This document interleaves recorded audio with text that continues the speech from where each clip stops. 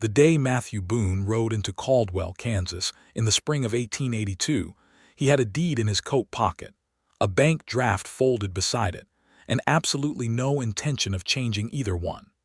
He was a man of purpose and precision, known from Dodge City to Wichita as the fellow who rode out to the parcels nobody wanted, the rocky ground, the flood-prone flats, the drought-stricken corners of the territory that other men passed over with a shake of the head and a muttered curse. Matthew bought those parcels cheaply, worked them quietly, and within a few seasons had coaxed something useful from the stubborn earth. Some men called it a gift. Matthew called it patience and a willingness to see past the obvious, which he considered two different things from the same cloth. He was 28 years old, broad through the shoulders, and wore a sun-darkened face that carried the kind of permanent squint a man gets from spending too many years reading Land and Sky. He had dark brown hair that curled slightly at the collar of his canvas duster, and green eyes that people tended to notice and then look away from quickly, because there was something very direct in them that made a person feel seen all the way through. He had purchased 23 parcels in the last 4 years. He had sold 7 of them at profit, leased 4 to small ranching operations, and kept the rest in a growing portfolio that his banker in Wichita, a tidy man named Horace Deal, referred to with barely concealed admiration as Boone's patchwork. Matthew liked that name. The parcels were not grand. They were not the sweeping cattle empires that other men built their legends on, but they were solid and real, and they were his. The parcel that brought him to Caldwell in the spring of 1882 was a piece of land called, somewhat bleakly, the Dry Willow 40. It sat roughly 4 miles southwest of town, bordered on the north by a creek that ran honest water 8 months of the year, and on the south by a limestone ridge that cut the wind in winter. The previous owner, a man named Jervis Plank, had let his taxes lapse 2 consecutive years and had signed the property over to the county land office in lieu of the debt. The land office clerk, a fellow named Aldous Tring, had written to Matthew through the established channel of communication that Matthew's banker maintained with county offices across southern Kansas and the Indian Territory border. The letter described the parcel as marginal grazing land with a derelict homestead structure and no clear water rights to the creek. Marginal, derelict, no clear water rights. Matthew had read those words the way another man might read the words free and available and come at once. He arrived in Caldwell on a Tuesday morning, checked his horse, a steady gray roan he called Cutter, into the livery on 5th Street, and took a room at the Meridian Hotel, which was one of the town's better establishments, and offered a real mattress and a pitcher of actual warm water in the mornings. He ate a breakfast of salt pork and eggs at the hotel dining room, drank 2 cups of coffee, and then walked 2 blocks to the county land office on Commerce Street to meet Aldous Tring and collect whatever documents needed signing. Aldous Tring was a small, ink-stained man who shook Matthew's hand with the limp enthusiasm of a man who had been expecting him, and was nonetheless slightly surprised he had come. "Mr. Boone," Aldous said, "I did receive word from your banker. I have the preliminary deed right here." He rustled among a stack of papers and produced a document that Matthew took and read carefully from top to bottom, because Matthew Boone had learned at 19 years old, the hard way, that documents rewarded a thorough reading. "This looks in order," Matthew said. "I understand there may be a structure on the property." "There is," Aldous said, with the tone of a man describing something mildly unfortunate. "An old homestead, 2 rooms and a lean-to approximately." "I should mention, Mr. Boone, that there has been a complication." Matthew looked at him steadily. "What kind of complication?" Aldous cleared his throat. "A woman, a Miss Ralston.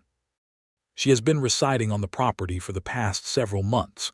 She arrived last autumn, we believe with the intention of filing a homestead claim, but the parcel had already been administratively transferred to county control by that point, and she did not complete the filing process.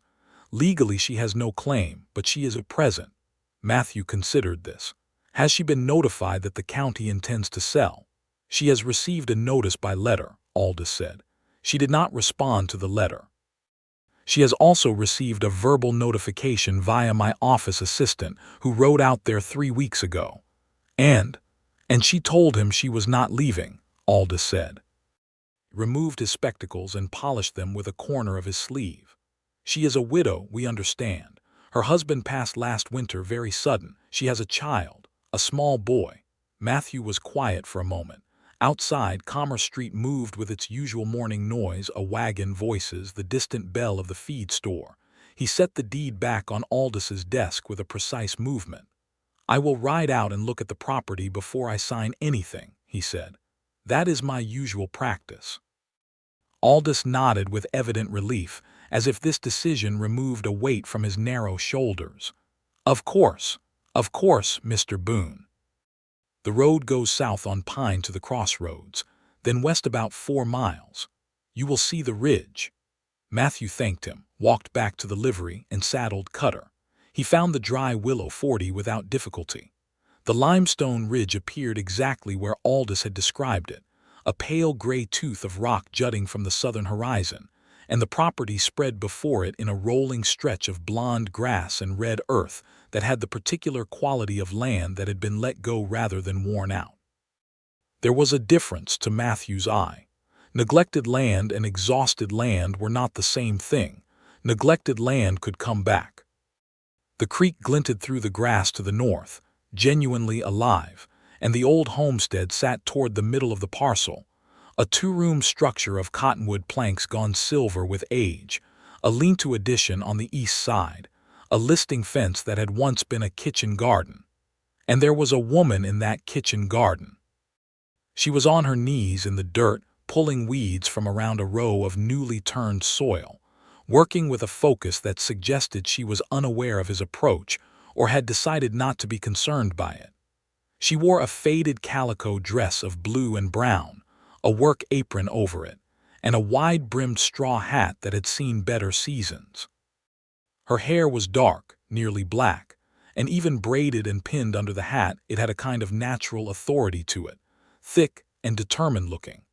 She had a pair of leather work gloves on, and she was pulling weeds with both hands and dropping them into a pile beside her with the efficiency of a person who has done this particular task many hundreds of times. Matthew pulled Cutter up at the fence line and sat for a moment, taking in the property. There was fresh mortar on one section of the homestead wall. Someone had replaced 2 window boards with actual glass panes, crude set but functional. The linta had a new support post where the old one had clearly failed. The kitchen garden soil was freshly turned and smelled of effort. You would be Mr. Boone, I expect, the woman said without turning around. Matthew had not spoken, had not announced himself, had made no sound beyond Cutter's hooves in the grass. He was mildly startled but did not show it. I would be, he said, and you would be Miss Ralston. She sat back on her heels and looked up at him then, pushing the brim of her hat back with one gloved wrist to see him better. And Matthew Boone, who prided himself on reading land and situations with equal clarity, found that he was doing a very poor job of reading this particular situation, because the woman looking up at him from the kitchen garden was not what he had arranged in his mind from Aldous Tring's description. She had a direct, wide-set gaze, brown eyes with amber in them, a face that was outdoor honest and completely unafraid of him. She was perhaps 26, 27 years old, and the line of her jaw was firm in the way that grief makes a person firm, as if they have had to decide to be harder than they originally intended. She was striking in a way that had nothing to do with prettiness, though she was that too, and everything to do with the quality of her attention. Minnie Ralston, she said. And before you tell me what Mr. Tring's office has already told me twice, you should know that I am aware of the legal situation with this property. All right, Matthew said. He tied Cutter to the fence post and stepped through the gap where the gate had been. May I? She gestured with her hand in a way that was not quite welcoming and not quite hostile, an honest gesture. He walked the fence line of the garden, looked at the soil, looked at the house, looked at the creek line to the north. "You put glass in those windows," he said. "I did," Minnie said. "The boards were rotting. The cold last winter nearly killed us." He stopped and looked at her. "You were here last winter in this structure." "I was," she said. She had gone back to weeding, but he could see the set of her shoulders was very careful now. "My son and I arrived in October. We intended to file the homestead claim. By the time I reached the land office, the county had already taken the property, and Mr. Tring informed me that any claim I filed would be considered invalid. I could not afford to contest it, and I had nowhere else to go, so I stayed." Matthew looked at the house again. He looked at the fresh mortar, the new post, the turned soil. He had been in this territory long enough to know what it cost a woman alone to do all of that in a Kansas winter. "Your husband passed in the winter," he said. It was not a question, it was an acknowledgement, and he said it quietly. There was a brief pause in her weeding, then it resumed. "In November," she said. "He was ill when we left Missouri." I did not know how ill. He did not tell me how ill. The combination of love and anger and grief in those 4 words, he did not tell me, hit Matthew somewhere he had not expected to be hit that morning. "I am sorry," he said. "Thank you," she said. The words were plain and not dramatic, which somehow made them heavier. He walked the property for the next half hour, pacing the fence lines, checking the condition of the soil, walking down to the creek and kneeling to test the water, which was clean and strong and running over a bed of good gravel. He walked back and looked at the house from the outside, and then, with a knock at the open door, looked at the inside. It was very clean. That was the first and most powerful thing about it. The 2 rooms had been scrubbed.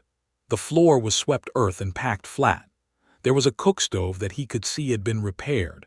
The flue joint was new tin, and a shelf with 4 mason jars of something preserved, and a small table with 2 mismatched chairs. In the second room there was a corn husk mattress on a simple bed frame, and a small sleeping pallet beside it where the child presumably slept. On the windowsill of the main room, where the new glass let in the southwest light, someone had set a single small tin cup with a handful of wildflowers in water. Yellow ones. Prairie clover by the look of them. Matthew stood in that room for a moment longer than was strictly necessary. He went back outside. Minnie had stood up from the garden and was watching him with her arms folded across her chest, not in a defensive way, but in the way of a person who is marshaling themselves for an unpleasant conversation. "Your boy," Matthew said. "Where is he?" "He is visiting at the neighbor's place, the Hennessy farm, 2 miles east," she said. "He goes Tuesday and Thursday mornings. Their boy is about the same age.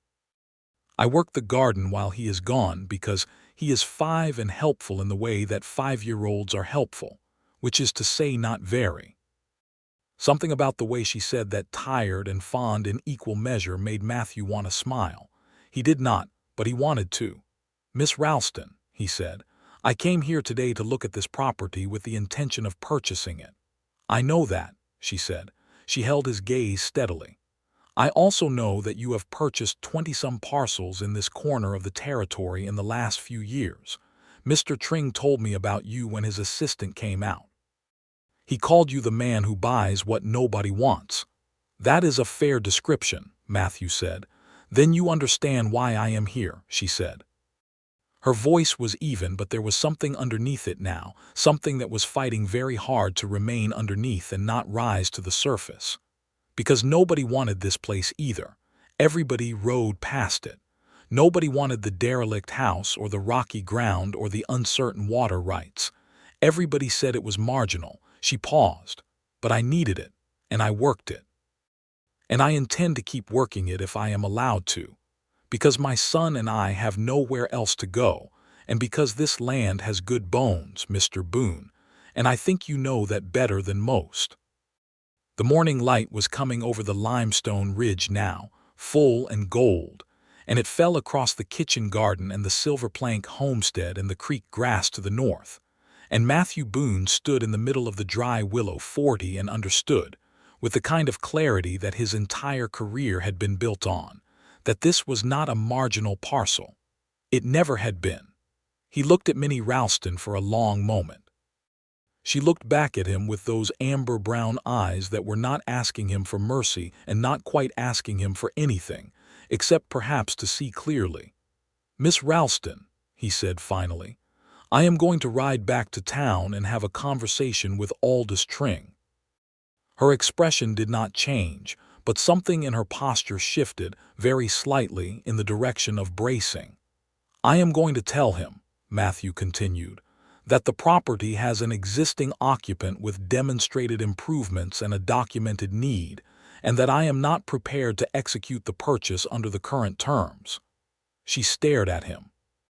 "I am also going to inquire," he said, "whether there is a legal mechanism by which you might be given the opportunity to file a delayed homestead claim, given that the county's acquisition was not adequately communicated to you before your arrival." The silence between them was so complete that he could hear the creek to the north and the wind moving through the grass. "Why would you do that?" she said. Her voice was very quiet. Matthew considered the question seriously, because it deserved a serious answer. "Because it is the right thing to do," he said, "and because anyone who puts glass in a window in a Kansas October and keeps that house through a Kansas winter has earned a fair hearing." Minnie looked at him for another long moment, and he could see that she was deciding whether to trust this, and he did not blame her for the difficulty of that decision.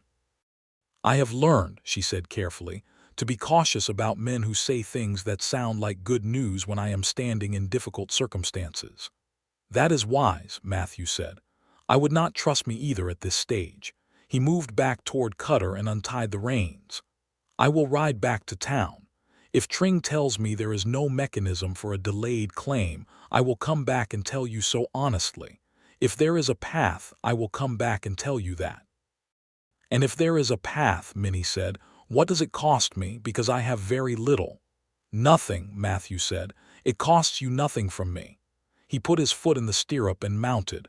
Cutter shifted under him, ready to move. He looked down at Minnie Ralston, standing in her garden with the morning light full on her face, and he experienced a sensation that was entirely new to him, and that he was not yet prepared to examine closely. "I will be back before sundown," he said, and he turned Cutter north toward town. Aldous Tring was not pleased to see Matthew return so quickly, and he was considerably less pleased when Matthew sat down across his desk and explained what he wanted. The conversation was long and not entirely comfortable, and it involved the production of 3 different statute books and a letter from the Topeka Land Commissioner's office that Aldous located in a bottom drawer after 10 minutes of searching. The situation, as Aldous explained it with increasing reluctance, was this. The county had technically not followed the required publication procedure for the administrative transfer of the Dry Willow 40. The notice should have been published in the local paper for 2 consecutive weeks before the transfer was finalized. It had been published once. This was a procedural deficiency that a county court would almost certainly have to address if it were raised properly. Who would raise it properly? Matthew asked. Aldous looked pained. A lawyer could file a petition to the county court. Judge Harmon sits every other Wednesday. If someone were to petition for a review of the transfer, and if the procedural deficiency were documented, the court might well order the transfer reversed and allow the original homestead claim to proceed. And the cost of such a petition, Aldous named a figure. It was not enormous, but it was not trivial. Matthew took out his bank draft book. "Mr. Boone," Aldous said, visibly alarmed. "You understand that if the court reverses the transfer, you will have no parcel to purchase." "I understand that," Matthew said. "You are paying to help her keep land that you came here to buy." "I am paying to correct a procedural error that resulted in a widow and her young child being placed in an untenable legal position," Matthew said pleasantly. He wrote the draft and set it on Aldous's desk. "I would like you to refer Miss Ralston to a competent lawyer. There is one on Commerce Street, I noticed. Pemberton, the sign said." "Daniel Pemberton, yes," Aldous said faintly, staring at the bank draft. "That will cover his fee for the petition and any court costs," Matthew said. Please send word to Miss Ralston this afternoon. Tell her to come to town Wednesday morning before Judge Harmon sits." He left Aldous Tring in the state of a man who has witnessed something that does not conform to his expectations of human behavior, and walked back out onto Commerce Street into the bright Kansas morning. He spent the afternoon doing things that were entirely sensible. He wired his banker in Wichita with a note explaining that the Caldwell parcel was not available for purchase and that he would look at the Anderson County property instead. He had lunch at the hotel. He read the local newspaper, the Caldwell Post, cover to cover, and found 3 items of interest regarding local water disputes that he filed in his memory. He brushed Cutter down personally rather than leaving it to the livery boy, because Cutter had worked hard and deserved the attention. And then, in the early evening, he rode back out to the Dry Willow 40. He told himself it was to inform Minnie Ralston of the developments before Aldis's messenger reached her, so that she would have warning and not be caught unprepared. He told himself it was purely practical. He found her on the porch of the homestead. It was barely a porch, really, more of a widened step under a small roof overhang, sitting with her son in her lap reading from a small book. The child, he saw, was perhaps 5 years old, with his mother's dark hair and a round face full of the unself-conscious curiosity that belongs entirely to children that age. The boy looked up at Matthew without fear, which suggested either a naturally bold character or a childhood sufficiently disrupted that strange men on horseback had lost their novelty. "That is Mr. Boone, Jonas," Minnie said. "Say hello." "Hello," Jonas said with the absolute directness of a 5-year-old. "Do you have a horse?" "I do," Matthew said, dismounting. "His name is Cutter." Jonas was off his mother's lap and through the fence gate before Minnie had finished drawing a breath to call him back. He went straight to Cutter and looked up at the roan with wide eyes. Cutter, who had excellent manners with children, dropped his large head and blew softly through his nose at the boy. Jonas laughed. It was the kind of laugh that rewires something in a person's chest. "Jonas," Minnie said from the porch, in the voice of a mother who is trying to be firm but has lost the battle already. "He is all right," Matthew said. He caught himself quickly because it was not his place to say so. "That is, if you do not mind." "Cutter is very gentle." Minnie looked at him for a moment, then at her son, who was now patting Cutter's nose with both hands and telling the horse something at length in the confident manner of someone who has many opinions to share. "He does not get to be around horses much," she said, and her voice had shifted slightly from the careful thing it had been that morning into something more unguarded. She came down from the porch and stood at the fence. "What did Mr. Tring tell you?" Matthew told her. All of it clearly and without embellishment. He watched her face as he spoke, watched the expressions move across it, wariness, then comprehension, then something that was very close to hope but held itself back from the word because hope had cost her before. "The petition fee," she said when he finished. "Did you pay it?" He nodded. "Mr. Boone," she said, "I cannot accept that." "You are not accepting it from me," he said. "You are accepting a correction of a procedural error that put you at a legal disadvantage through no fault of your own." "That is a convenient way of framing charity," she said. There was no bitterness in it, only the precise intelligence of a woman who knows the difference between things. "It is not charity," he said. "It is the appropriate use of means to correct an injustice. If I had not come to Caldwell this week, that error might never have surfaced. I came, I saw it, I corrected it, that is all." She looked at him for a long time in the evening light. The sun was going down behind the limestone ridge, throwing long amber shadows across the grass, and the creek made its quiet sound to the north. "Why?" she said. It was the same question she had asked that morning, but it was different now. Softer, more genuinely puzzled. Matthew looked at the homestead with its glass windows and its fresh mortar. He looked at Jonas, who had pressed his forehead against Cutter's neck and appeared to be confiding something very important. He looked at the kitchen garden with its turned soil and the beginning of green rows he could just make out in the fading light. "Because," he said, "I have been buying land that nobody wanted for 4 years, and I think I have been missing the point." He paused and then said the next thing before he had quite decided to say it. I have been looking at the land. I should have been looking at what people do with it. Minnie was quiet for a moment. That is either a very thoughtful thing to say, she said, or it is a very good line. Hope it is the first thing, Matthew said. I have no talent for lines. Something that might have been the beginning of a smile moved across her face. Not a full smile, not yet, but the shape of one. Come and have supper, she said. It is only beans and cornbread, but there is enough. He almost said no. He was a man who was careful with the lines between things, careful with what he permitted himself to want. But Jonas had looked up from Cutter's neck and was watching him with transparent hopefulness. Thank you, Matthew said. I would like that. Supper was beans with salt pork and cornbread that was very good, and they ate at the small table in the two mismatched chairs, while Jonas sat on an upturned crate that served as his seat, and talked steadily about everything he had observed that day: the Hennessy dog, a cloud that had looked like a buffalo, a beetle he had found and subsequently lost track of, the important matter of whether Cutter would like to sleep in the lean-to, because Jonas thought the lean-to would be a good place for a horse.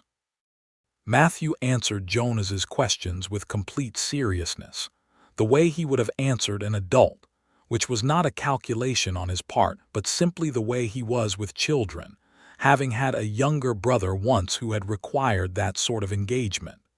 He noticed Minnie watching this from across the table with an expression she didn't know she was wearing. After Jonas was put to bed, which involved a negotiation of some duration regarding whether 2 stories were an acceptable number or 3 would be more appropriate, and which Minnie clearly won only through a combination of firmness and bribery in the form of an extra biscuit, she came back to the table and poured 2 cups of coffee from the pot on the stove and sat down. He is a good boy, Matthew said. He is, she said.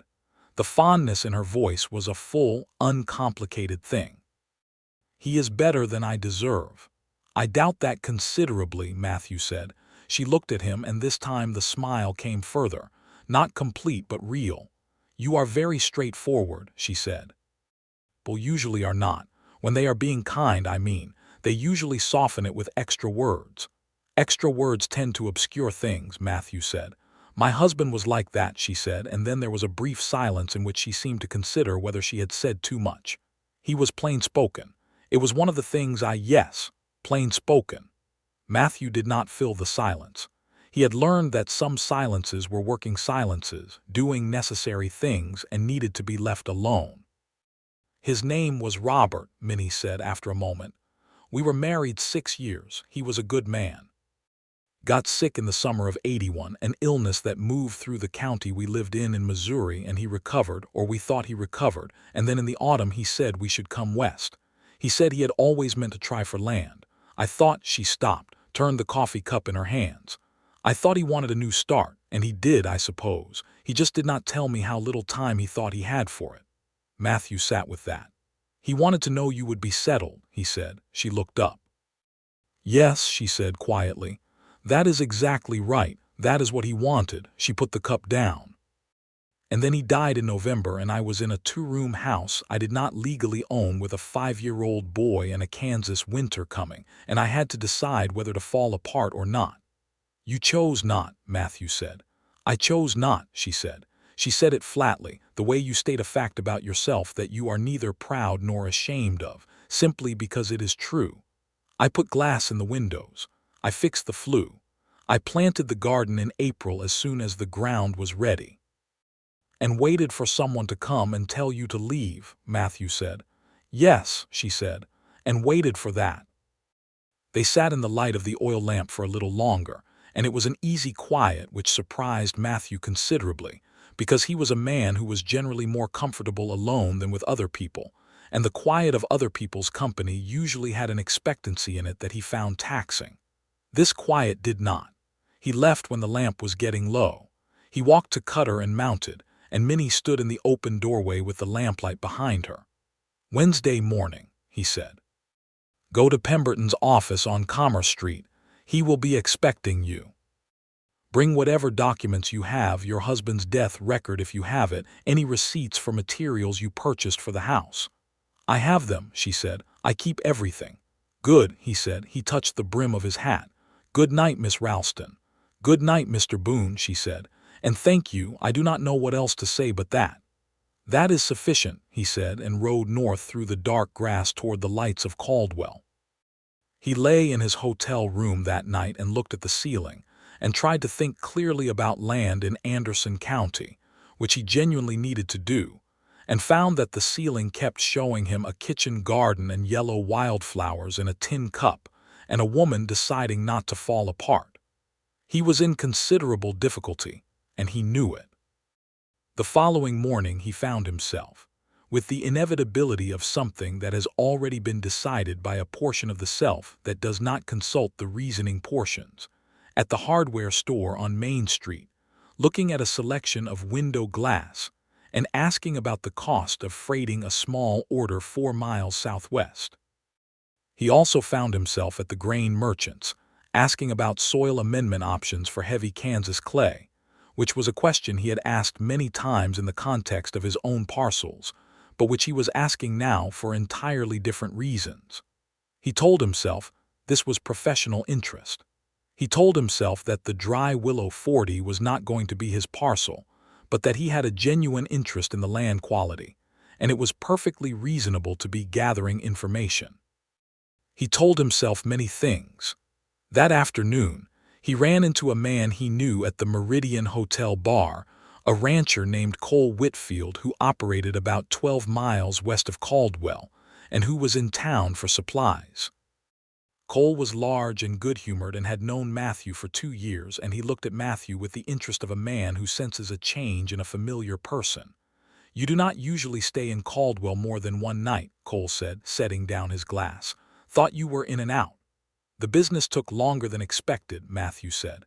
"What business?" "The plank parcel, Dry Willow 40. Cole made a face. "I know that parcel. Plank let it go to ruin. Marginal ground." "It is not marginal," Matthew said. Cole looked at him with raised eyebrows. "You buying it?" "No," Matthew said. He drank his beer. "There is a woman on it, widow with a boy. She has been working it since last fall." Cole was quiet for a moment, looking at his glass. "Is that so?" he said, not quite as a question. "The county's transfer of the property had a procedural deficiency," Matthew said. "She has grounds to petition for review and file a valid homestead claim."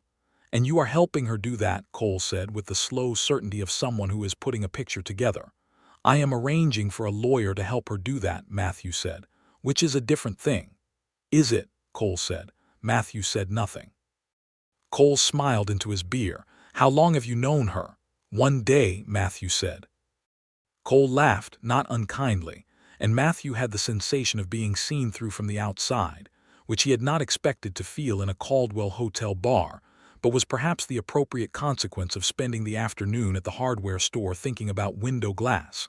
"Cole," Matthew said, "do you know anything about the land to the north and east of the Dry Willow parcel?" Cole's smile widened. "Now you are thinking about adjacent parcels." "I am always thinking about adjacent parcels," Matthew said. "That is my business. There is a section north of that creek that has been disputed for years," Cole said, relenting into practicality. "The Harker brothers claim they have a grazing lease on it, but I never heard of a formal deed. It floods bad some years. South side of the creek, though, between the creek and the ridge, that is very good land. That is what you are thinking about." "Among other things," Matthew said. He slept somewhat better that night, having given himself a framework. There were legitimate business reasons to remain in the area. Adjacent properties. Water rights to the creek, which might benefit any parcel on either side of it. These were real considerations. He was not simply a man who could not bring himself to leave a town where a woman with amber-brown eyes was planting a kitchen garden and putting wildflowers in a tin cup. He was also that, he admitted to himself in the dark, but the other things were also true.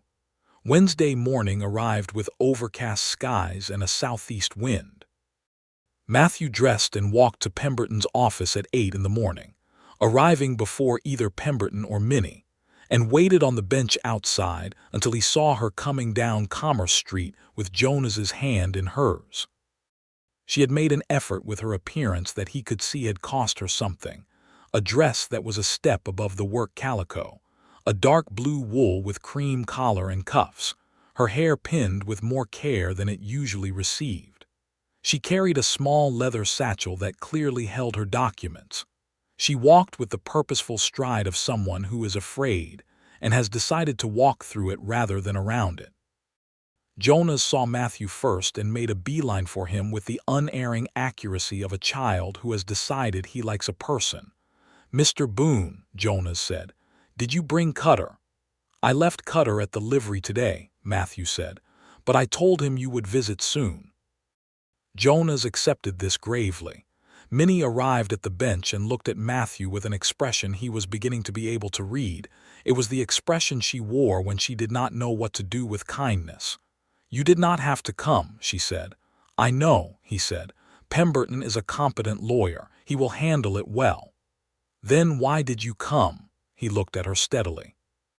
"Because if Judge Harmon asks questions that require knowledge of the procedural deficiency in the county's transfer process, Pemberton will need someone present who has reviewed those documents." It was a reasonable explanation. It was also, he was aware, not the only explanation. Daniel Pemberton was a compact, energetic man of about 40 who had clearly read everything Matthew had sent him via Aldous and was prepared. The meeting in his office took an hour. He reviewed Minnie's documents. She did indeed have everything, organized in a careful hand, explained the petition process, and sent a runner to the courthouse with the filing by 10 in the morning. "Judge Harmon will hear it next Wednesday," Pemberton said. "I have every confidence, Mrs. Ralston. The procedural deficiency is clear and documented. The county should not have transferred this property without the proper publication period, and your presence on the land with demonstrated improvements substantially strengthens your position." Minnie listened to all of this with her hands folded in her lap and her satchel on the floor beside her chair, and her face very composed. Jonas had been given a piece of paper and a pencil by Pemberton's patient secretary, and was drawing something at a side table with absolute concentration. "What is the likelihood," Minnie said, "that the court declines the petition?" Pemberton hesitated. "It is possible," he said. "Law is not always predictable. But I would put the likelihood of a favorable outcome at considerably above 50%. 70%, Minnie said. Pemberton looked slightly startled by her precision. "I would say 75, he said, with the air of a man revising upward in the face of someone who clearly expects directness. Minnie nodded. She picked up her satchel. "Thank you, Mr. Pemberton," she said. She stood and then looked at Matthew. "And thank you, Mr. Boone." Outside on Commerce Street, the overcast had thickened, and a few preliminary drops of rain were beginning to fall. Jonas pressed close to his mother's side and regarded the clouds with professional interest. "Is there a flood?" he asked. "No," Minnie said. "Just rain. Will you excuse us, Mr. Boone? I should get us back before it comes on proper." "Of course," Matthew said. He hesitated, which was not a thing he usually did. "Miss Ralston, I intend to remain in Caldwell through next Wednesday. I have business in the area. If you need anything or if Pemberton requires any additional information, I am at the Meridian." She studied him with those level amber eyes. "You are not staying for the Anderson County property." He was mildly surprised that she had remembered that detail from his conversation with Tring, but he should not have been. "The Anderson County property can wait," he said. She looked at him for a moment longer. The rain began to come down in earnest, spotting the boardwalk around them. Jonas made a small, satisfied sound at the rain as though he had predicted it. "Then perhaps," Minnie said, with the careful manner of someone making an offer they have decided to trust, "you might like to come for supper again. Thursday evening, if you have no prior engagement." "I have no prior engagement," Matthew said. "Thursday then," she said, and took Jonas's hand and walked toward the livery where she had left her horse, a small dun mare with a tired look. Matthew stood on the boardwalk of Commerce Street in the Caldwell rain for a moment, and felt something he had not felt in a very long time, which was that he was looking forward to Thursday. The days between Wednesday and Thursday were longer than any days he had spent in recent memory, which told him something he did not find entirely comfortable about the state of his feelings. He addressed this by being productive. He rode the creek land north of the Dry Willow 40 and confirmed what Cole Whitfield had said: the South Bank was exceptional grazing land with good drainage and a naturally occurring water supply. He spoke to the Harker brothers, who turned out to be two middle-aged men with a genuinely ambiguous grazing lease that they had never converted to a formal deed, and who were, when approached reasonably and offered fair terms, willing to discuss the possibility of formalizing or dissolving the lease in exchange for consideration. He also, on Thursday morning, went to the hardware store and arranged for the freight of a quantity of window glass to a property 4 miles southwest of town, directing that it be left with the occupant with the note that it was a credit toward future improvements and that no repayment was expected. He arranged this before he had time to talk himself out of it, using the same decisive momentum he applied to land purchases. On Thursday evening, he rode out to the Dry Willow 40 and had supper with Minnie and Jonas for the second time. This evening was different from the first in a way that he noticed almost immediately. The first supper had been cautious, two people reading each other carefully with their social instruments set to polite and guarded. This one was easier. Minnie had received the window glass that afternoon and said nothing about it directly during the meal, but at some point in the evening she set a fresh cup of prairie clover on the new windowsill. There were 2 new panes in already, Matthew noticed. She had moved fast and looked at him across the table with an expression that said what she was not yet ready to say with words. Jonas monopolized the conversation for the first 30 minutes with a comprehensive account of everything that had happened since Tuesday, which included a successful encounter with a garter snake, an argument with the Hennessy boy about whether horses or dogs were superior animals, and a discovery of what Jonas was certain was buried treasure behind the lean-to, which had turned out on investigation to be a rusted horseshoe. The horseshoe could be lucky, Matthew offered. Jonas considered this with the gravity it deserved. It was very rusty, he said skeptically. Lucky horseshoes often are, Matthew said. The luck is in the iron, not the condition. Jonas appeared to find this satisfactory and went back to his beans. After Jonas was in bed, Minnie brought the coffee and they sat at the table again, and this time the conversation moved more freely. She told him about Missouri. She had grown up in a small town in Boone County, which caused Matthew a moment of amusement at the coincidence of names that she did not miss, and which resulted in the first full laugh he had heard from her, brief and genuine, and doing considerable damage to his composure.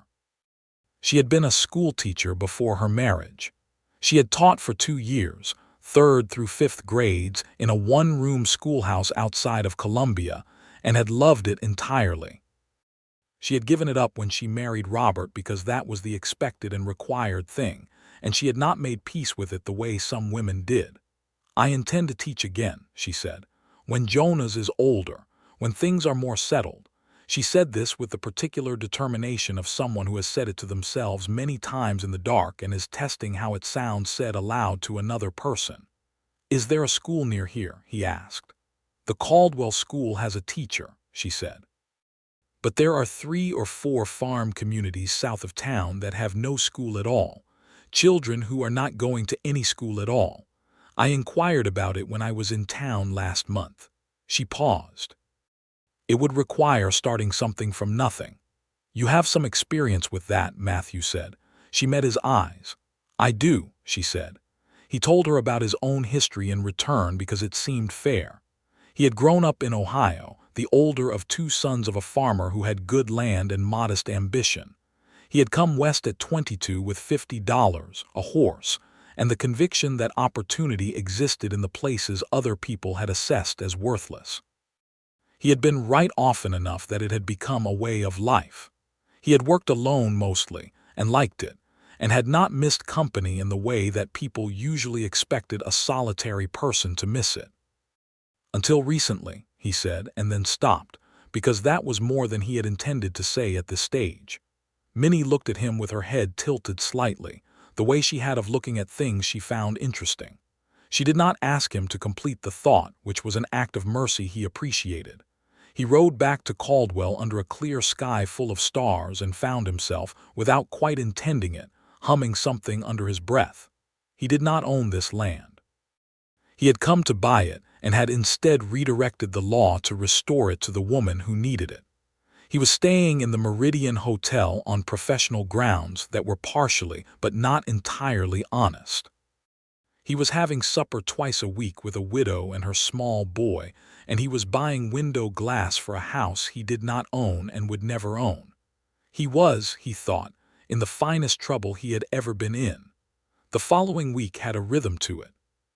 Matthew rode the creek land every other day, making notes, meeting with the Harker brothers a second time, and exchanging increasingly substantive correspondence with his banker in Wichita about whether the south bank of the creek could be assembled into a coherent parcel worth holding.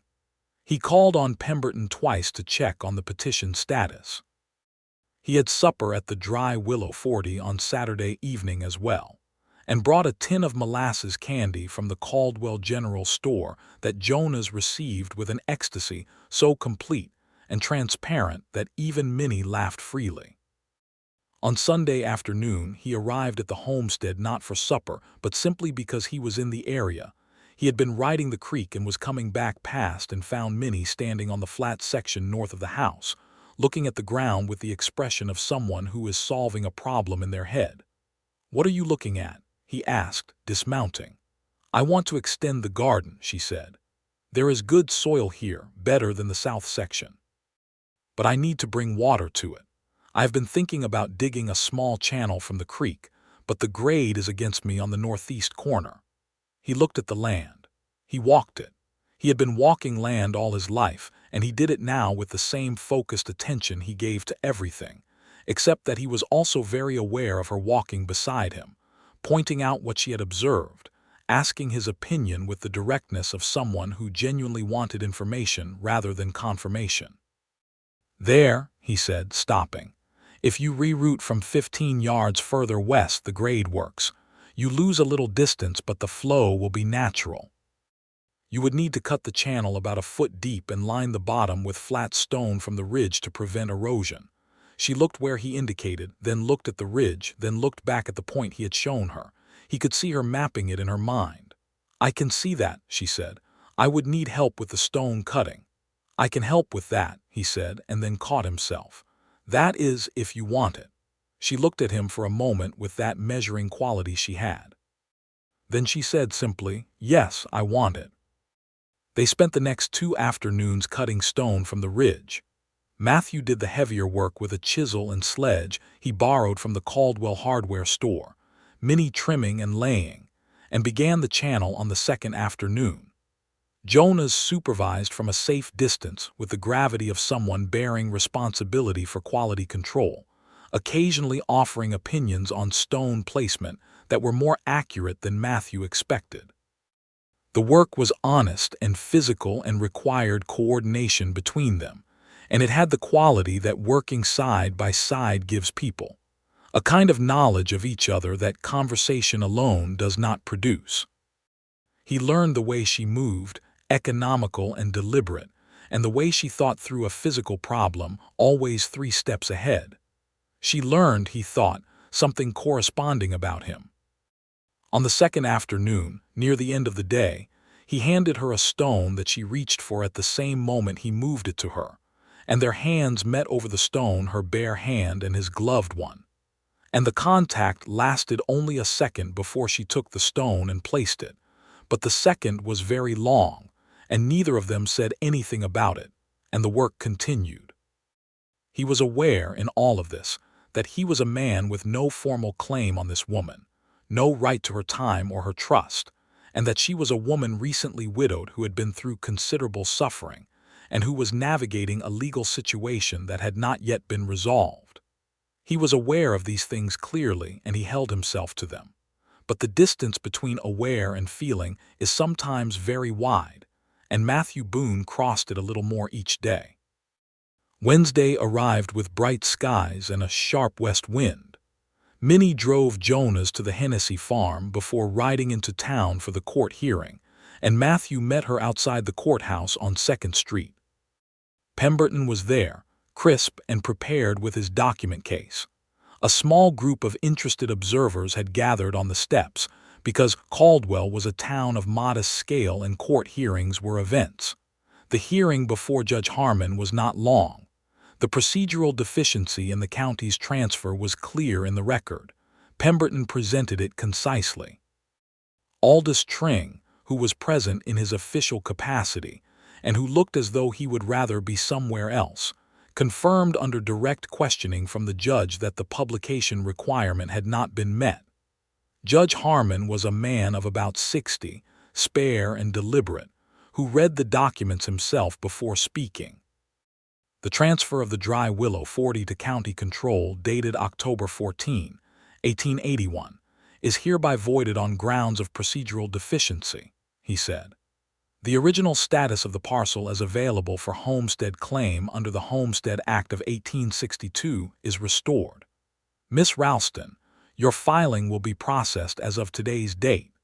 You will need to complete the required residency period from today's date forward, which the court notes you have already substantially begun.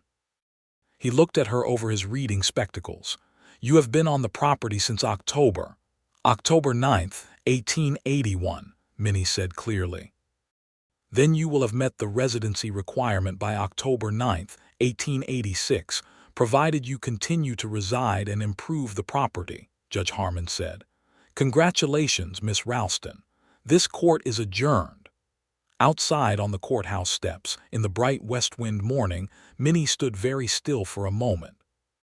Pemberton was talking about next steps, the formal filing, the residency documentation, and Matthew was listening but watching her face, and he saw the moment when the news became real to her.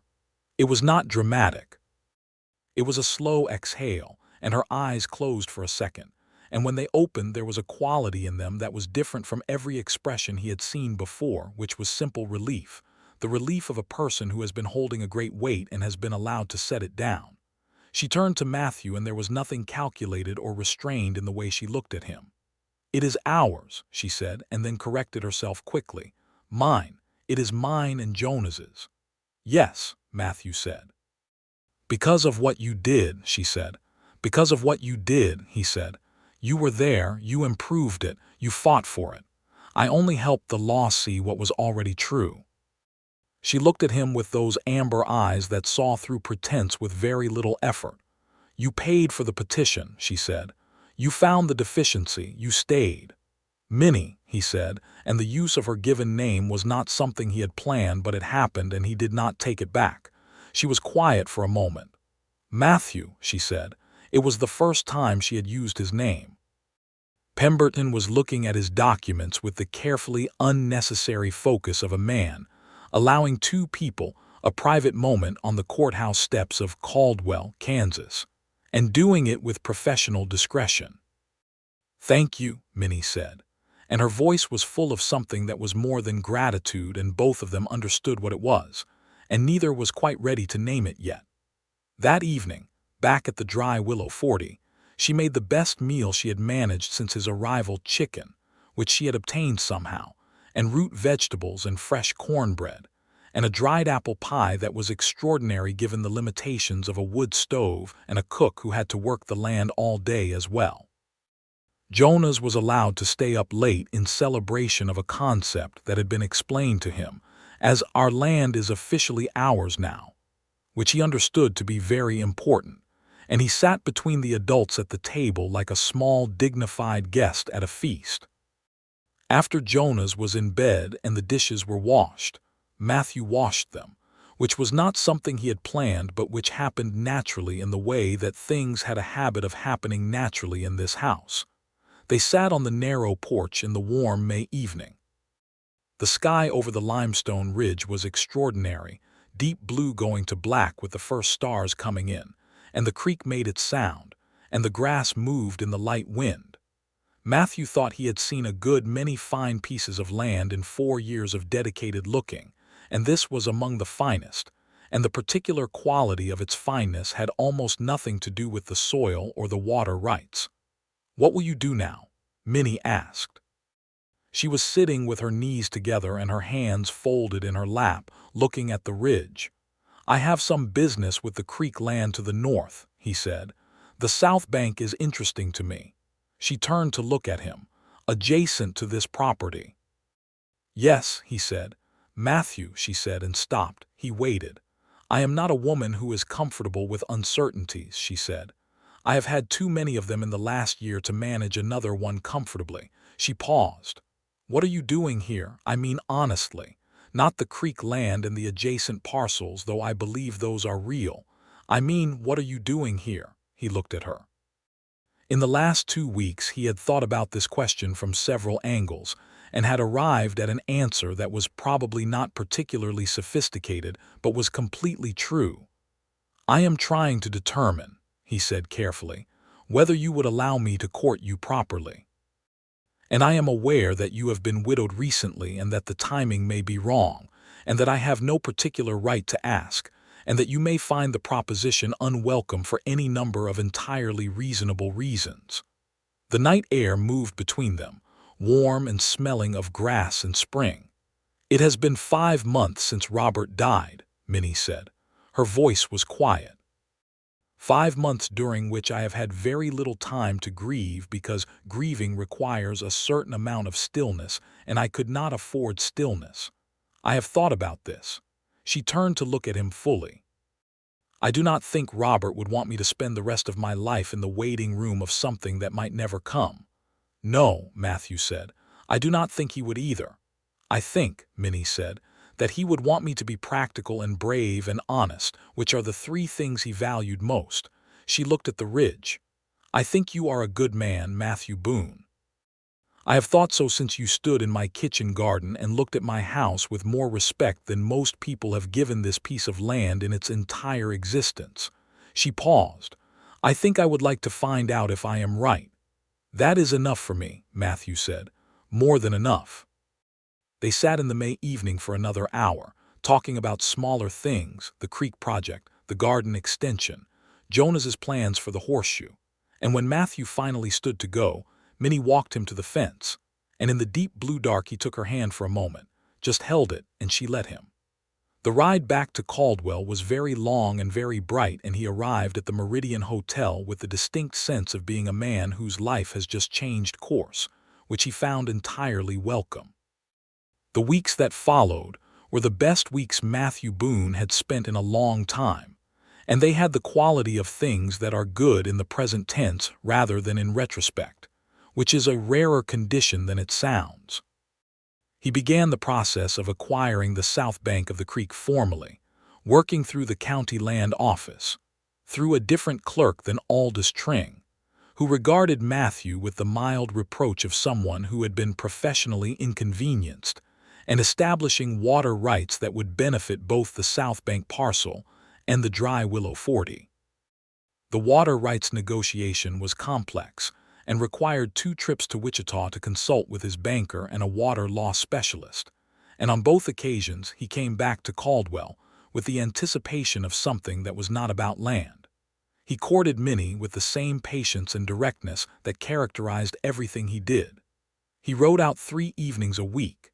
He brought books from the Caldwell Library for both her and Jonah's, proper novels for her, illustrated animal books for the boy. He helped with the stone channel, which they completed in mid-June, and which worked beautifully, the water running in a clean line from the creek to the North Garden extension, where Minnie had planted a second bed of vegetables that by late June was showing strong growth.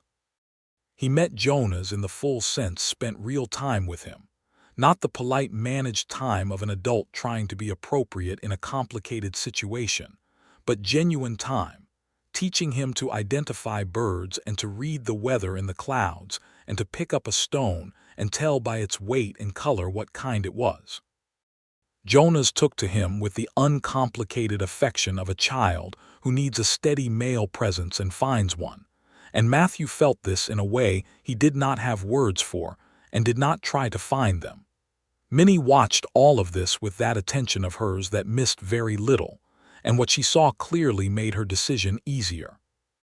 In July, on a Tuesday evening when Jonas was asleep, they sat on the porch and Matthew said, without preamble, because preamble was not his natural mode, "I would like to marry you, Minnie, if you will have me." She was quiet for a long moment. The evening was very warm, the kind of Kansas summer evening that smells of cut grass and hot earth and carries everything in the air.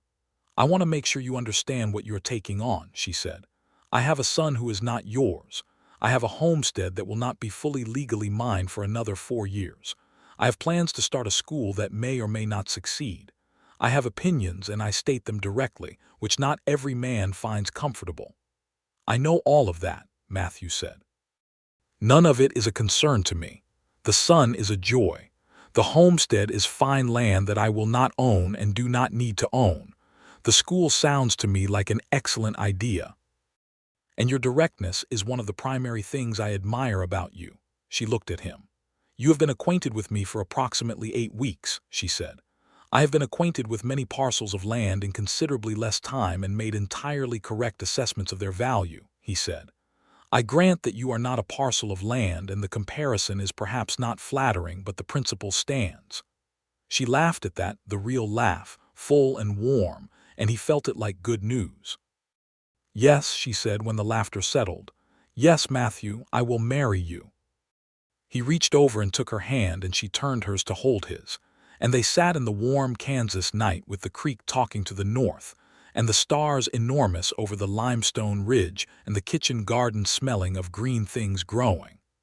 The wedding was in September of 1882, on a Saturday morning with the whole Caldwell Valley in its autumn color, the grass gone gold, and the ridge pale cream against the blue sky.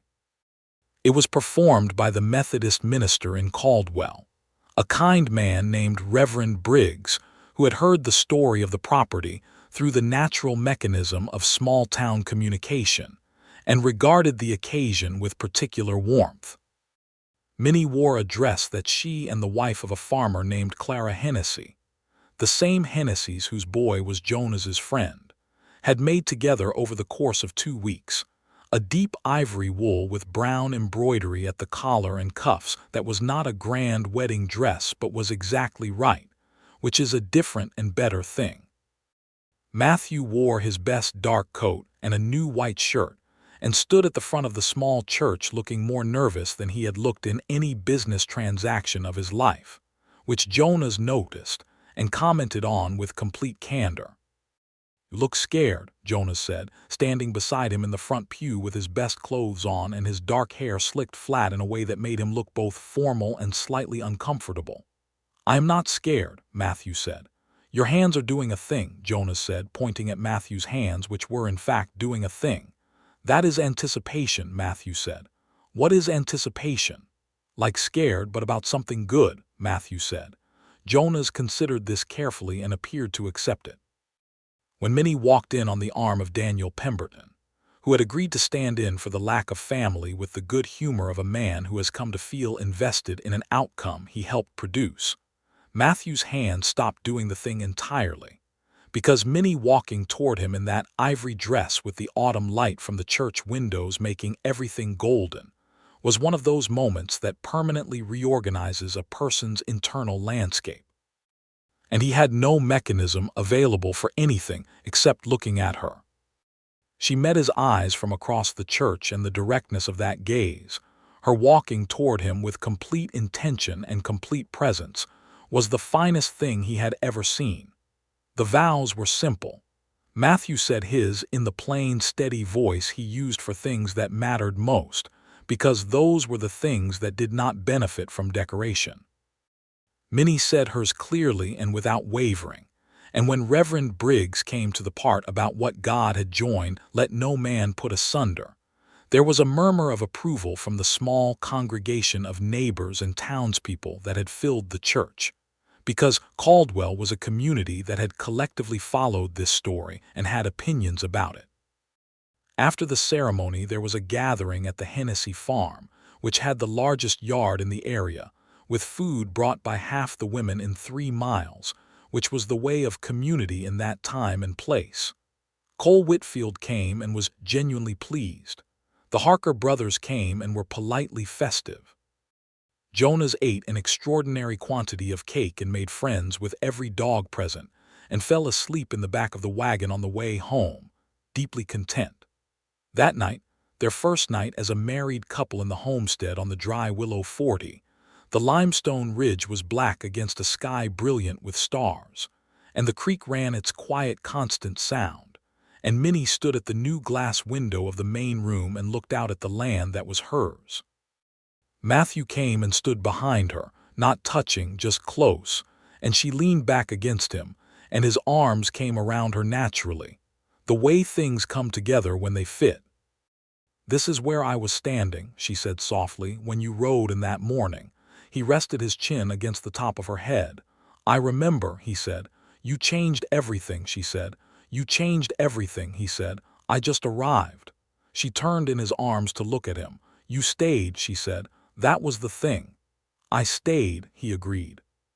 She reached up and touched his face with both hands, the way you hold something you are grateful for and aware of at once, and he leaned down and kissed her. And outside, the limestone ridge held its ground against the Kansas dark, and the creek ran on and the garden waited for morning. The autumn of 1882 moved into a winter that was hard but manageable, which was a meaningful distinction to people who had recently experienced the other kind.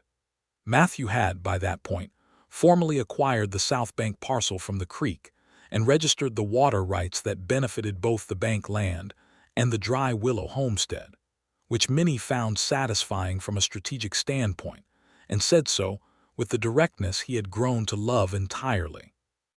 He worked both pieces of land. The South Bank he was developing as grazing ground, leasing it in sections to two small operations that needed good water access, and contributing the income to the household with the practical straightforwardness of a man who regards money as a useful instrument rather than a point of pride. Minnie, true to what she had told him on that first evening, began the process of establishing a school. It started in November of 1882 as one afternoon a week in the homestead's main room, with 7 children from 3 neighboring farm families. And Matthew moved everything he could move and built 2 extra benches from ridge timber to accommodate the students. Minnie taught reading and arithmetic and penmanship and natural science from a set of books that she wrote to a Columbia, Missouri, supplier to obtain, and by the following spring she had 14 students and had petitioned the county education office for formal recognition of a rural school district. Matthew watched this development with the admiration he gave to things done well and with commitment. He contributed practically the benches, a better stove for the room, a small outbuilding addition that extended the available teaching space, and offered his opinion when asked, and stayed out of it otherwise, because it was hers and he understood that. Jonas started learning to read at 3 months into the school's operation, slightly ahead of several of his neighbors, which his mother graded with an impartiality that Jonas found occasionally frustrating, and Matthew found completely characteristic and wonderful. In the spring of 1883, Minnie told Matthew one morning over breakfast, with the directness that was entirely her nature, that she believed she was expecting a child. Matthew was quiet for a moment in the way that men are quiet when something very large and good arrives without warning. "Are you certain?" he asked. "I am fairly certain," she said. "I will be entirely certain within the month." He reached across the table and took her hand. She looked at him steadily, waiting to see how he received it. "I am very glad," he said. She exhaled, not a small exhale, a real one. "I was not sure," she began. "I am very glad," he said again simply, because that was the only thing that needed to be said. The pregnancy progressed through the spring and summer, through the second growing season of the extended kitchen garden, which had by now become a serious and productive enterprise, supplying not only the household but a small surplus that Minnie sold to the Caldwell General Store, through the hot Kansas summer and into the autumn. Jonas, who was 6 by now and had absorbed the news about the baby with a period of careful consideration followed by complete acceptance, had begun referring to the expected child as the baby, with the proprietorial ease of an eldest child who has decided this is acceptable. "Will the baby learn to ride?" he asked Matthew one evening with specific interest. "Eventually," Matthew said. "I could teach them," Jonas said, with the confidence of a person who has been riding for approximately 4 months and regards himself as an established horseman. "You could absolutely help with that," Matthew said, matching the seriousness of the question with equal seriousness, which was his consistent approach to Jonas. The child was born in October of 1883, a boy, arrived in a hard but healthy labor that the Caldwell midwife, a capable woman named Mrs. Adela Foss, managed with professional calm. He was a large, loud, thoroughly healthy boy with Matthew's dark coloring and Minnie's disposition to state things with directness, which was apparent from the first hour based entirely on the conviction with which he communicated his opinions. They named him Thomas Robert Boone Thomas for no particular reason except that it had the right sound, and Robert for Minnie's first husband, which was Matthew's suggestion, offered simply and without any complicated feeling, because he was a man who understood that a child's history belongs to the child and not to the arrangements of adults. Minnie had looked at him when he suggested it, and in her eyes there was something that took a moment to arrive and then was absolutely present, a deep warmth that went beyond gratitude into the country of being truly known by a person. "Yes," she said, "Thomas Robert." Jonas inspected the new baby with the thoroughness of someone taking on a supervisory responsibility. "He is very red," Jonas reported. "Newborns often are," Matthew said. "Will he stay that red?" "No, he will improve." Thomas did improve. He was a robust, loud, cheerful baby who slept badly and ate enthusiastically, and had by 3 months developed a grin of such comprehensive delight that everyone who encountered it was disarmed by it, including the most professionally neutral member of the household, which was Cutter, who had been introduced to Thomas in the barn at the age of 6 weeks, and had tolerated the encounter with the stoicism of a horse who has seen many things. The winter of 1883 and 1884 passed with the warmth of a house that has enough people in it, and enough purpose to keep the cold at arm's length. The school had its county recognition by January, which meant modest funding and official status, and Minnie taught through the winter with a baby on her hip for the first months, and then, when Thomas was steady enough for it, with him in a basket beside her desk, which the students found educational in the way that all genuine things are educational. Matthew developed the creek bank land through that winter, working with Cole Whitfield on a grazing arrangement that brought real income, and began corresponding with county offices about 2 further parcels. One a strip of land east of town that had drainage problems he thought he could address, and one a small rocky section south of the ridge that he was interested in for reasons he had not yet fully articulated even to himself, but that had to do with the quality of the limestone and a market he had been reading about in Wichita. He told Minnie about both parcels one evening, laying out his thinking while she nursed Thomas and Jonas did his lessons at the table. She listened as she always did, fully and without interruption, and then asked 4 questions, 2 of which were so precise that they reframed his thinking about the drainage parcel in a way he had not considered. "You should have been a land speculator," he told her. "I should have been many things," she said, without bitterness, watching Thomas with the settled expression of a woman who is where she is supposed to be. "But this is the thing I am, and it is very good." By the spring of 1884, the residency requirement for the Dry Willow homestead was officially 2.5 years complete, with 2.5 more to run. The property had been transformed in those years. The house extended by a proper second-room addition that Matthew built himself over the course of 3 weekends, with Jonas as self-appointed foreman and Thomas, as interested spectator from his basket on the porch. The kitchen garden had become a full kitchen and kitchen garden with the extended north section, and was producing enough that Minnie had begun keeping accounts in a small ledger with the seriousness of someone operating a proper small enterprise. The school was thriving. 21 students by that spring, and a petition to the county to fund a proper schoolhouse to be built on a small parcel adjacent to the homestead that Matthew donated to the school district at no cost, which caused a brief debate between them about whether he was allowed to do that without more consultation, and which Matthew won only on the grounds that it had already been done, and was therefore a discussion about a prior decision rather than a current one. "You are occasionally autocratic," Minnie told him, with the expression that told him she was not genuinely displeased. "I am occasionally decisive in ways that benefit your school," he said. "That is one framing," she said. "I thought you liked my directness," he said. "I like your directness," she said. "I am occasionally still working on your decisiveness." "That seems fair," he said. They were standing in the kitchen garden when they had this conversation, in the May evening with the smell of turned soil and new growth all around them, and Thomas was on Matthew's hip, reaching for a passing bee with complete fearlessness, and Jonas was at the far end of the garden testing the water flow in the stone channel, and Minnie was looking at Matthew with those amber eyes that saw through everything and had never once stopped seeing him clearly in 2 years. He leaned over and kissed her in the kitchen garden in the May evening, with the baby reaching for bees and the boy checking the channel and the creek running to the north and the ridge catching the last of the sun.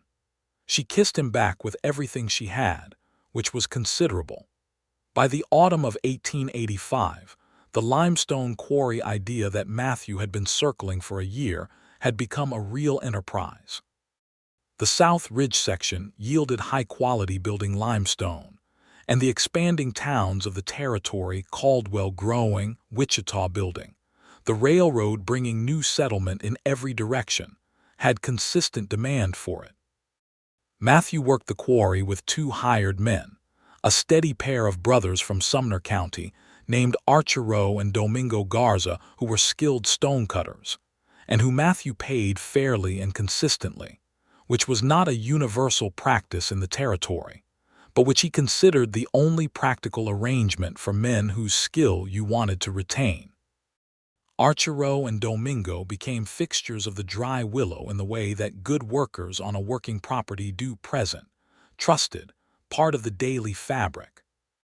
Minnie fed them lunch on work days and paid them from the household account as their due, and Jonas grew up understanding that the men who worked beside his stepfather were treated with the same regard as any person, which was a lesson that shaped him in ways that would take years to fully manifest. The territory in those years was not without its harder aspects. Matthew and Minnie both understood well the broader reality of the land. They occupied land that had been Osage country before treaties that were signed under pressure, and honored poorly, land that carried layers of prior claim and displacement that the homestead system papered over without resolving. Matthew had encountered this reality on various properties over the years, and had tried to navigate it with more awareness than many of his contemporaries, not because he had any neat answer to it, but because he believed that pretending it was not a part of the history was a failure of honesty that he could not afford. He talked to Minnie about it one evening, not as an abstraction, but because a conversation in town had raised it directly, a dispute about reservation boundaries to the south that was generating real conflict. Minnie listened, and she said things that were clear-eyed and uncomfortable and true, and they sat in the difficulty of it together without resolving it, because some things are not resolvable by 2 people in a farmhouse but can at least be held honestly. "Jonas will need to know this," Minnie said. "All of it, the real history, not just the settler story." "Yes," Matthew said, "he will." And they made that commitment as they made all their commitments plainly and together. In December of 1885, Minnie told Matthew one morning that Thomas Robert was going to have a sibling. When? Matthew asked. August approximately, she said. He kissed her, which was not his usual mode of morning communication but which he felt was warranted. Another boy, Jonas asked from across the breakfast table with the expression of someone managing hope. We do not know yet, Minnie said. I would also accept a girl, Jonas said, with the generosity of someone who has been giving this thought, if she was a good kind. That is very open-minded of you, Matthew said. Thomas is not bad, Jonas allowed. He bit me once, but I do not think he meant it specifically at me. The summer of 1886 was the hottest in recent memory for that part of Kansas, and the pregnancy was hard in the heat, and Minnie worked harder than Matthew wanted her to, and argued his concerns aside with the calm of a woman who has a school to run and a household to manage, and does not consider these optional. The baby came in August, on a Sunday, in a shorter labor than Thomas's, which Mrs. Adela Foss pronounced was the advantage of the second child's knowing what they were about.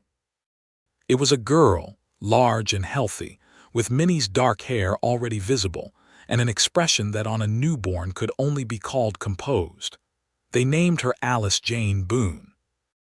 Jane for Minnie's mother, who had died when Minnie was 12, and Alice for no reason except that it was right. Jonas came into the room when Mrs. Foss allowed it and stood by the bed looking at the baby in his mother's arms with an expression of the most complete and unguarded tenderness. She is better than I expected, he said. High praise, Matthew said from the doorway. She is very small, Jonas said. You were very small once, Minnie told him. I have it on reliable authority. I do not believe that, Jonas said. But his eyes had not left Alice, and he put out one careful finger and touched the baby's cheek with the extraordinary gentleness of a 9-year-old boy who understands without being told that this is a thing requiring care. Matthew stood in the doorway of the room he had built with his own hands, in the house that Minnie had kept alive through a Kansas winter alone with a 5-year-old and determination and window glass and fresh mortar. And he looked at his family, all 4 of them, in the lamplight of an August evening, and felt a fullness that he would not have been able to describe 4 years ago, because he would not have had the vocabulary for it. October of 1886 arrived, and with it the completion of the 5-year homestead residency requirement. Minnie rode into town on a Tuesday. Matthew rode beside her, Thomas in the wagon, Jonas in school, Alice with Clara Hennessy for the morning, and filed the final residency documentation with the county land office.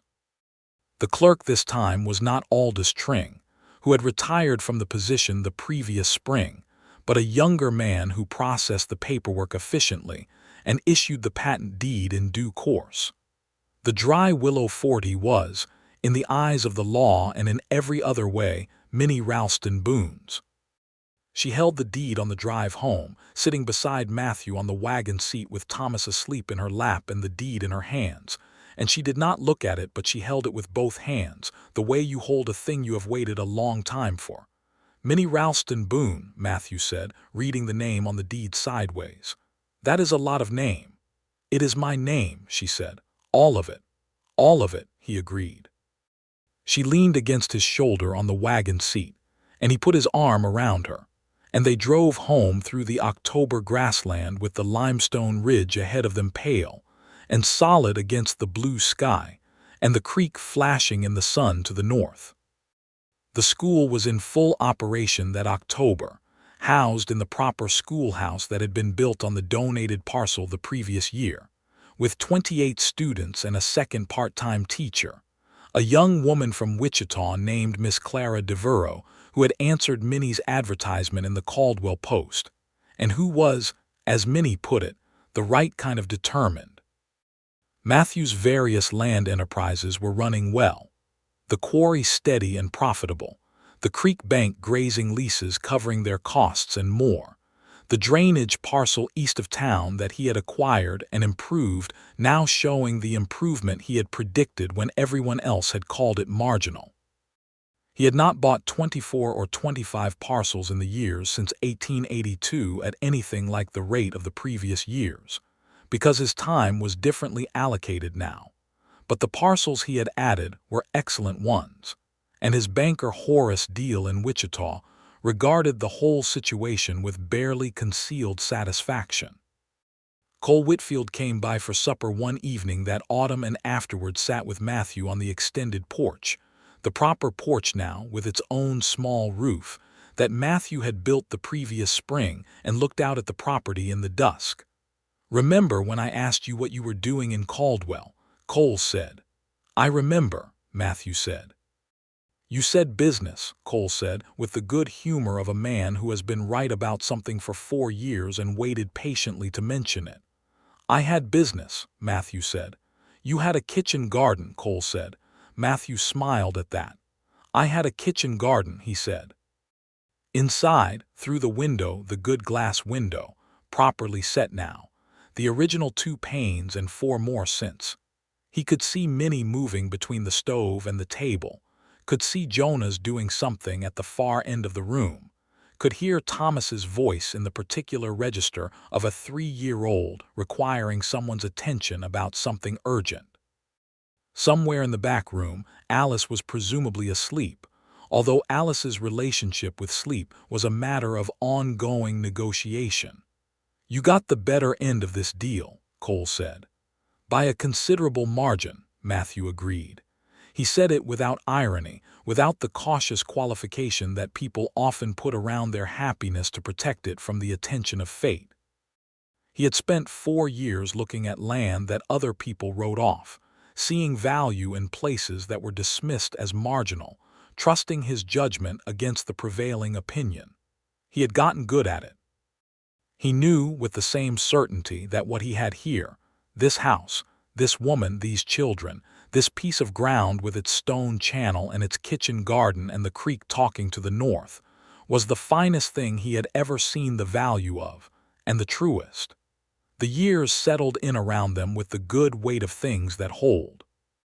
Jonas Ralston Boone, as he came to be known among the farming families and the school community, grew through his boyhood with the particular quality of a child who has been through disruption early, and has come out the other side with a character that is both resilient and generous. He was 10, 11, 12 years in which he learned the land from Matthew with the seriousness of someone who intends to work it, and learned books from his mother with equal seriousness, because in Minnie Ralston Boone's household those 2 educations were regarded as equal and necessary. He had his mother's directness and his stepfather's patience, and this combination made him, by his early teens, the kind of person that adults took seriously and children trusted, which is about as good a combination as a person can develop. Thomas, for his part, was the household's force of nature, loud, large, confident, joyful in the absolute way of children who have always been loved without reservation. He had an affinity for animals that went beyond the ordinary. By the age of 4, he had named every horse in the small barn, attributed detailed personalities to each, and began what would be a lifelong habit of advocating strenuously for their interests with his parents. Matthew took this entirely seriously and allocated a corner of the barn to Thomas's personal animal operations, which at various points included a recovered crow, 2 rabbits, and a goat of uncertain temperament named General that Minnie regarded with wariness. Alice grew into her early girlhood with her mother's quality of full attention and her father's quality of reading situations clearly, and was, by the age of 3, the most perceptive small person in the household, a fact that Jonas acknowledged with the rueful appreciation of someone who has been outdone by a smaller sibling. The school became the thing that Minnie had imagined it could be, which was not a small thing. By 1888, it had 34 students, 2 full-time teachers, a proper building with 4 windows and a bell that had been donated by a grateful parent, and a reputation across 3 counties as a school that produced children who could both read properly and think for themselves, which was not always the case. Minnie had been approached twice about the possibility of consolidating into the Caldwell town school system, and had twice declined on the grounds that the rural families needed something within their reach, which was a practical consideration, but also a philosophical one, and which she explained to the county education officer with the clarity he had probably not expected. Matthew watched all of this with the particular pride of a person who has not caused a thing but has supported it into existence, which is a different kind of pride from the kind that belongs to the maker, and in some ways more satisfying. In 1889, the year Jonas turned 13, the territory opened for new settlement, the great run of April of that year, which brought an enormous wave of people into the territory just to the south of them. They watched it from the ridge one Sunday afternoon, the dust of it on the southern horizon, a whole human movement visible as a weather phenomenon. "That is 10,000 people moving at once," Jonas said, standing between his parents on the ridge with Thomas at his elbow and Alice on Matthew's shoulders. "More than that," Matthew said. "Where are they going?" "To claim land," Minnie said. She said it quietly, looking at the dust. She was thinking something, and Matthew could feel it, and he waited.